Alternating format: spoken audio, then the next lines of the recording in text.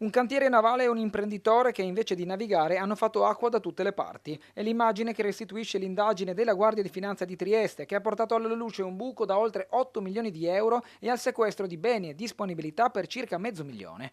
Al centro della vicenda è una società con sede legale a Palermo ma attiva stabilmente in subappalto in Friuli Venezia Giulia, nell'orbita di un operatore della cantieristica del capoluogo giuliano.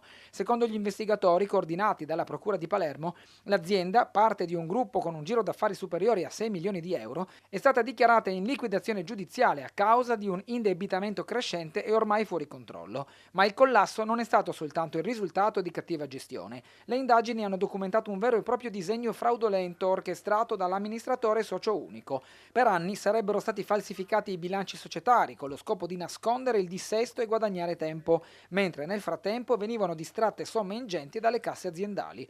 Denaro dirottato su conti personali o speso per fini privati, viaggi, concerti, resort di lusso, monili e orologi di marca. Tutto a discapito dei creditori e dei dipendenti, molti dei quali trasferitisi da altre regioni, rimasti senza le retribuzioni dovute nonostante turni di lavoro lontani da casa. La mala gestione ha gonfiato il passivo fino a superare gli 8 milioni, aprendo la strada a un procedimento per bancarotta fraudolenta patrimoniale e sottrazione fraudolenta al pagamento delle imposte. Condotte che non solo hanno danneggiato lo Stato e i fornitori, ma che hanno minato le regole del mercato, penalizzando le imprese sane e chi lavora nel rispetto della legalità.